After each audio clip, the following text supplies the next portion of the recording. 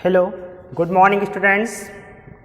आज हम क्लास 10 में जो हमारा चैप्टर चल रहा है जनन यानी पौधों एवं जंतुओं में जनन, उसी में ही आपका आज का जो है नया टॉपिक है। इसके पहले पौधों में अलैंगिक जनन पढ़ा था और आज हम पढ़ रहे हैं कायिक जनन या प्रवर्धन।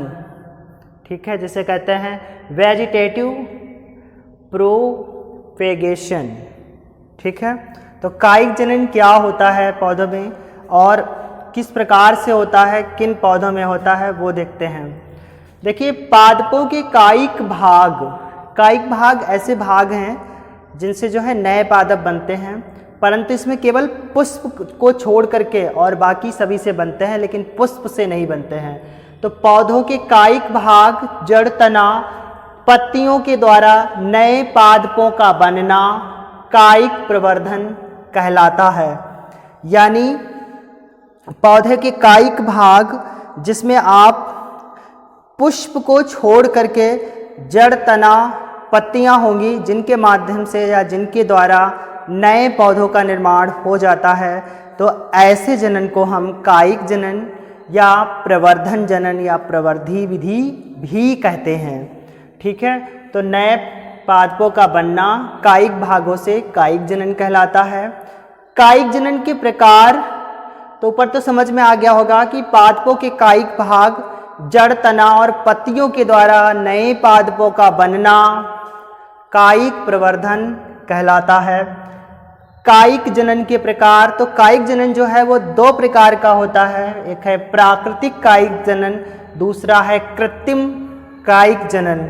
तो प्राकृतिक कायिक जनन ऐसा जनन जो प्रकृति के द्वारा स्वयं हो जाता हो, और कृत्रिम कायिक जनन जिसको करने के लिए जो है कृत्रिम माध्यम अपनाया जाता है, वो आगे पढ़ेंगे, जिसमें आपका कलम लगाना, दाब लगाना, गूटी विधि आएगा। तो आज हम प्राकृतिक कायिक जनन के बारे में जानेंगे क्या होता है। देखिए, पहला है प्राकृतिक कायिक जनन में जड़ों द्वारा। आप ऊपर पढ़ चुके हो पौधे के कायिक भाग जड़, तो जड़ों द्वारा जनन कैसे होता है। कुछ पौधों की जड़ें भोजन इकट्ठा कर फूल जाती हैं और सुप्तावस्था में चली जाती हैं। यानी कुछ ऐसे पौधे होते हैं जिनकी जड़ें जो है फूली हुई होती हैं और फूल जाती हैं और सुप्तावस्था में चली जाती हैं, यानी सुप्त पड़ी होती हैं। और जब उनको अनुकूल परिस्थितियां मिलती हैं तब उन पर लगी हुई जो अपस्थानिक कलिकाएं हैं, उन अपस्थानिक कलिकाओं जो है नए पौधों को जन्म देती हैं, यानी नए पौधे बनाती हैं। तो ये पौधे हैं जैसे आपके शकरकंद, डहेलिया, सतावर। तो इसमें आप देखिए इस प्रकार से आप समझ सकते हैं। ठीक है, ये शकरकंद है और शकरकंद ये जड़ें जो हैं फूल गई हैं। ठीक है, इस प्रकार से शकरकंद की जड़ें हैं जो पतली है, ये देखिए, और ऐसा बनाओगे आप फूली हुई। ठीक है, इस प्रकार से ये शकरकंद की जो जड़ें हैं ये फूली हुई जड़ें हैं और इनमें भोजन इकट्ठा है। ठीक है, इन भोजन इकट्ठा कर लेती हैं जिससे फूली होती हैं और कुछ समय के लिए सुप्तावस्था में चली जाती हैं। जब इनकी अनुकूल परिस्थितियां मिलती हैं तब ये जनन करती हैं। तो जनन करने पर इन पर जो अपस्थानिक कलिकाएं हैं, ये जगह जगह इन पर अपस्थानिक कलिकाएं ऐसे होती हैं। तो ये अपस्थानिक कलिकाएं जो है फिर से एक नए पौधे को जन्म देती हैं। इस प्रकार से इन पर एक नया पौधे का निर्माण होता है। यानी ये जो जड़ें हैं नए पौधे को बनाती हैं। इस प्रकार से इन पर एक नया पौधा फिर से निर्मित हो जाता है इन जड़ों से। तो जड़ों द्वारा भी जो है आपका जनन होता है। तो पहला उदाहरण था जड़ों द्वारा। तो कुछ पौधों की जड़ें तो यही है, जैसे डहेलिया का आप बता सकते, डहेलिया का बना सकते हो। ये आपको जो है शकरकंद का बताया है। शकरकंद की जड़ें इस प्रकार से फूली हुई होती हैं जिनमें भोजन संग्रह हो जाता है और ये कुछ समय के लिए सुप्तावस्था में चली जाती हैं। और जब इनको अनुकूल परिस्थितियां मिलती हैं तो इनके ऊपर उपस्थित ये अपस्थानिक कलिकाएं जो है नए पौधे को जन्म देती हैं। तो ये जड़ों द्वारा कायिक जनन हो गया। इसके बाद अगला हम पढ़ते हैं तनों द्वारा। तनों द्वारा यानी कुछ भूमिगत तने हैं जो भूमि के अंदर उपस्थित होते हैं, कुछ अर्धवायवीय तने होते हैं जो भूमि तथा ऊपर वाले यानी भूमि के ऊपर भी उपस्थित होते हैं। तो तनों द्वारा भी जनन होता है। भूमिगत तनों तथा अर्धवायवीय तनों द्वारा नए पौधे उगते हैं। उदाहरण अदरक, हल्दी, अरबी, प्याज, आलू, लहसुन तथा अमरबेल, गन्ना, जिसमें अमरबेल और गन्ना जो हैं वो आपके अर्धवायवीय तनों के उदाहरण हैं। यानी आपने देखा होगा जो गन्ना होता है वो भूमि से जुड़ा हुआ तो होता है, परंतु गन्ने का पूर्ण विकास भूमि के ऊपर होता है, इसलिए इसे अर्धवायवीय तना कहते हैं। और इसका दूसरा एग्जाम्पल्स और भी है, मनी प्लांट भी आता है आपके अर्धवायवीय तने में, क्योंकि मनी प्लांट की भी तना कुछ ज़मीन से जुड़ा हुआ और कुछ ज़मीन के ऊपर होता है।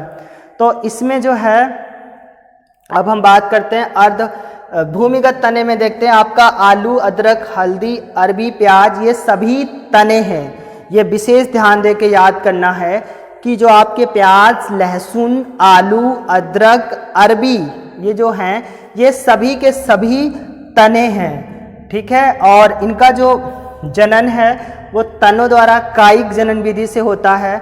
जैसे आपने देखा होगा आलू है, ये आलू के ऊपर भी कलिकाएं उपस्थित होती हैं, जो ये जनन कलिकाएं होती हैं इस प्रकार से, जिन्हें गांव में अखिया कहते हैं, ठीक है। तो इनके बाद क्या करते हैं, ये जब हम आलू को मिट्टी में रोपते हैं तो इस तने से जो है अपस्थानिक नई कलिकाएं निकलना प्रारंभ हो जाता है, जिससे क्या होता है आलू का विकास। यानी तभी क्या करते हैं, आलू को बोने के टाइम ऐसे आलू के पीसेस काट लेते हैं और वही पीसेस काटते हैं जहाँ पर जिस आलू में आँख जैसे बने होते हैं, ऐसे आँख वाले ही पीसेस काटे जाते हैं और काट करके उन टुकड़ों को मिट्टी में रोपित किया जाता है। और उन्हीं टुकड़ों से जिनमें आँख होते हैं उन तनों यानी आलू के तने से जो है नई कलिकाएं बनती हैं। इस प्रकार आप समझ सकते हैं। तो भूमिगत तनों में तनों द्वारा भी कायिक जनन होता है। इसके बाद पत्तियों द्वारा, जिसमें बिगोनिया तथा अजूबा की पत्तियों पर उपस्थित अपस्थानिक कलिकाएं नए पौधे विकसित करती हैं। तो अब अजूबा की पत्ती और या बिगोनिया, अजूबा को बायोफिल्म भी कहते हैं। तो देखिए अजूबा की ये पत्ती है, इस अजूबा की पत्ती इस प्रकार से बनी हुई है। तो इस अजूबा की पत्ती में जो इसके किनारे होते हैं उन किनारों पर अपस्थानिक कलिकाएं होती हैं और इन किनारों से जो है नई पत्तियां विकसित होने लगती हैं, ठीक है। इन किनारों से नए पौधे निकलना शुरू हो जाते हैं। तो पत्तियों द्वारा भी जनन होता है, ठीक है। ये किनारे बने हुए अजूबा के, तो इन पत्तियों से भी जो है नई कलिकाओं का विकास हो जाता है।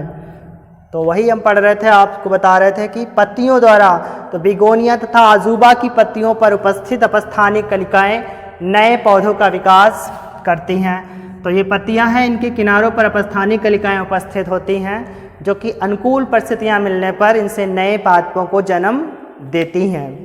इसके बाद अगला है पत्र प्रकलिकाओं द्वारा।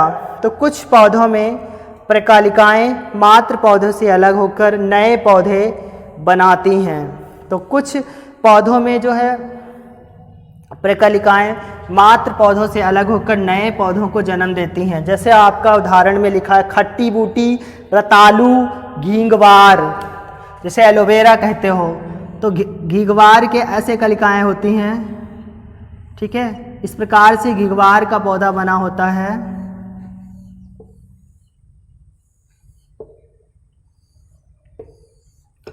तो इस प्रकार से घींगवार का पौधा लगा होता है। तो इसके एक टुकड़े को हम अगर अलग कर लें और इस एक टुकड़े को अलग कहीं रोप दें तो क्या होता है, इससे ये जो है नया पौधा फिर से विकसित होने लगता है। यानी पत्र प्रकलिकाएं भी जो है मात्र पौधे, यानी इस पौधे से इस प्रकलिका को, एक प्रकलिका को अलग किया जिससे नई प्रकलिकाएं और बन जाती हैं। तो ये क्या होता है, पत्र प्रकलिकाओं द्वारा जो है घींगवार में जनन हो जाता है। तो आज का हमारा जो टॉपिक था कायिक जनन या प्रवर्धन विधि, जिसमें आपने प्राकृतिक कायिक जनन पढ़ा, जड़ों द्वारा, तनों द्वारा, पत्तियों द्वारा, पत्र प्रकलिकाओं द्वारा, जो कि परीक्षा की दृष्टि से बहुत महत्वपूर्ण प्रश्न है। इसमें से शॉर्ट क्वेश्चंस और लॉन्ग क्वेश्चंस दोनों पूछे जाते हैं, इसलिए आप इनको बहुत अच्छे से अपनी कॉपी पर फेयर करना।